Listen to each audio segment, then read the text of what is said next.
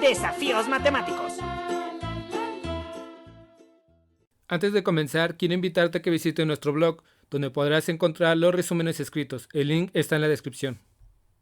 Buen día, este es el resumen de las actividades Aprende en Casa del 24 de marzo para cuarto grado. Comenzamos con matemáticas. El tema es adivina el cuadrilátero. Identificará las características comunes de los cuadriláteros. Iniciarás la sesión con las siguientes preguntas. ¿Todos los cuadriláteros tienen dos ejes de simetría? ¿Sus cuatro lados tienen la misma medida? ¿Qué es un eje de simetría? Un eje de simetría es una línea imaginaria que divide una figura en dos partes iguales, es decir, al doblar la figura sobre ese eje, todos sus puntos coinciden y se dice que estas dos partes son simétricas con respecto a ese eje. Es como si sobre ese eje pusieras un espejo. La imagen que se forma es el complemento de la figura. Como puedes observar, ambos son cuadriláteros, pero el rombo tiene dos ejes y el trapecio solo uno. ¿Te diste cuenta de por qué unas figuras tienen ejes de simetría y otras no? Por ejemplo, observa la siguiente figura. Vamos a la página 113 del desafío 62. Puedes enumerar los cuadriláteros e identificar las características que tienen en común. Los cuadriláteros 1, 2 y 13 tienen en común que son cuadrados. En los cuadriláteros 1, 2, 4, 5, 12 y 13 hay dos pares de lados opuestos paralelos. En los cuadriláteros 3, 7 y 8 tienen solo un par de lados paralelos. Los cuadriláteros 1, 2, 3, 4, 9, 11, 13 y 16 tienen por lo menos un eje de simetría, y en los cuadriláteros 6, 11, 15 y 16 tienen un ángulo que es mayor a 180. Los cuadriláteros 9, 10 y 14 no tienen lados paralelos. Puedes jugar con tu familia el siguiente juego que se llama Adivina la figura. Tienes cuatro ejes de simetría y dos pares de lados paralelos, y con la misma medida, es un cuadrado. Número 2. Cuenta con un eje de simetría y tiene un par de lados paralelos. La figura es un trapecio. ¿Cuál es la figura geométrica con un par de ángulos que miden 90 grados y un par de lados paralelos? Es un trapecio rectángulo. Es la única figura que tiene un par de ángulos de 90 grados. Tiene exactamente un eje de simetría, no tiene lados paralelos y no tiene ángulos mayores a 90 grados. Es el cometa. Tiene exactamente dos ejes de simetría, dos lados paralelos largos y dos lados paralelos más cortos. Es un rectángulo. Pon atención, observa la siguiente imagen del cuadrilátero. Puedes copiar la imagen anterior en tu cuaderno. Hay rectángulos, podrías iluminarlos de azul. Hay un par de rombos, eso los puedes iluminar de color rojo. El romboide es de color amarillo. También hay un trapecio isósceles, píntalo de color rosa. La siguiente figura es un trapecio rectángulo, coloréalo de anaranjado, y el cuadrado píntalo de color morado. Si tienes dificultades para resolver este desafío, en mi canal hay un video donde se explica el tema. Seguimos con ciencias naturales. El tema es temperatura y tiempo en la preparación de los alimentos. En esta sesión analizarás el uso de la temperatura y el tiempo en la preparación de diversos alimentos. Para saber más sobre la alimentación, comenzarás con algunas preguntas. Por ejemplo, ¿tienes un plan de alimentación en tu dieta diaria? Tienes que respetar y cuidar las porciones en los tres grupos de alimentos, que son verduras y frutas, cereales y tubérculos, y leguminosas y alimentos de origen vegetal. Hidrátate siempre con agua simple potable en todo el día, 8 vasos con agua que no te pueden faltar. ¿Cómo preparar tus alimentos? Primero tienes que comprar todo lo necesario. Tienes que fijarte muy bien que las verduras, las frutas y todo se encuentra en buen estado. En el caso de las lechugas y las frutas, debes lavarlas y desinfectarlas. Puedes combinar tu ensalada con distintos tipos de carne, de res, de pollo o pescado. ¿Cómo conservarías la carne y la verdura? Si no cocinas la carne de inmediato, puedes guardarla en el refrigerador o incluso dentro del congelador, según el tipo de carne. Con las verduras, después de desinfectarlas, puedes colocarlas en un recipiente. Si las cueces, espera que se enfríen y luego guárdalas en el refrigerador. Si comes alimentos descompuestos, te puedes enfermar. Deben de estar a una temperatura de 5 grados Celsius o menos. La temperatura es una magnitud escalar. Eso significa que se representa con una escala numérica y se relaciona con el grado de calor de un cuerpo. El tiempo y la temperatura en la preparación de los alimentos son factores inseparables que influyen en el crecimiento o en la eliminación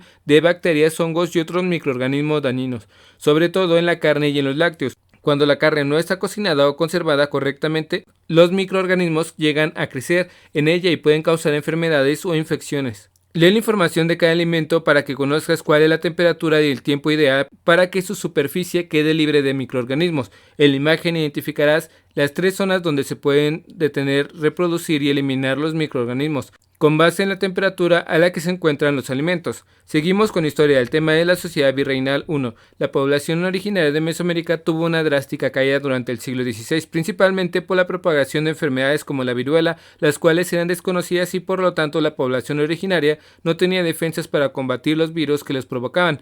Algunos especialistas la han denominado catástrofe demográfica, pues en el siglo XVI la viruela y el tifo habían arrasado casi con el 90% de la población indígena.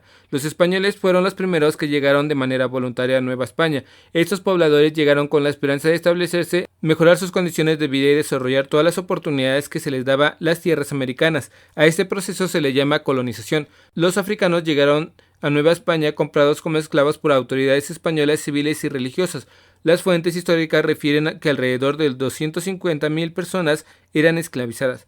El mestizaje cultural fue la mezcla de productos y tradiciones a cada grupo. Por ejemplo, en la comida cada uno aportó ingredientes que generaron nuevos platillos.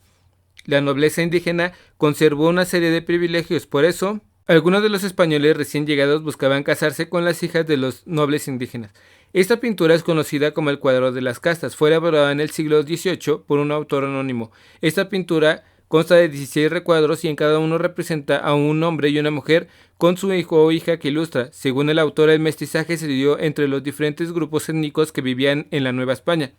La convivencia de españoles, indios, africanos y asiáticos de la Nueva España se fue haciendo cada vez más compleja. El primer nivel, o punta de la pirámide, era ocupado por los españoles peninsulares. Nacidos en España, tenían privilegios políticos y económicos. Los criollos eran hijos de españoles, pero que nacieron en América. Era un grupo reducido, también eran privilegiados. Los mestizos eran los hijos de los españoles e indígenas. Eran libres y tenían algunos privilegios. Los nobles indígenas que se conservaron algunos privilegios no pagaban tributo, tenían derecho a la educación y a tener personas a su servicio. Los africanos también eran un grupo numeroso, estaban esclavizados, trabajaban en el servicio doméstico o en las minas. Los asiáticos algunas veces también eran vendidos como esclavos. Las castas que engloban todas las que se mencionaron con la pintura, esta pintura representa justamente el largo proceso de las mezclas étnicas. Seguimos con lengua materna. El tema es musicalidad y ritmo en los poemas. En la clase anterior leímos poemas y apreciamos los sentimientos que evocan. Vimos que los poemas usan recursos literarios como la metáfora, la comparación y la rima. El día de hoy identificaremos la forma en la que la rima propicia la musicalidad en los poemas. Reconoceremos cómo los signos de puntuación determinan el ritmo de los poemas. Pon mucha atención y lee la siguiente canción. Nana Caliche, no puedo salir porque su niño no quiere dormir. Nana Caliche no limpia la cocina porque su perro tira la tina. Es como si estuvieras entonando una melodía, como si tuviera música. ¿Por qué crees que suena de manera armoniosa y con ritmo? ¿Por qué crees que suena con musicalidad? Como lo observaste, los versos de esta canción terminan con las rimas salir, dormir, cocina y tina. ¿Le entendiste? ¿Sabes qué significa sucesor o la palabra tirare?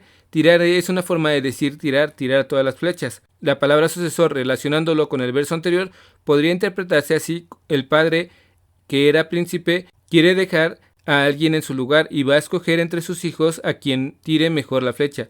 Las comas son una pausa breve, el punto y coma es una pausa un poco más larga y el punto y aparte una pausa un poquito más larga.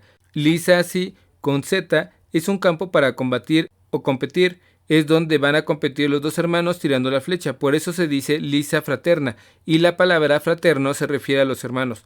Ahora lee el poema que se encuentra en la página 28 y 29 de tu libro de lecturas.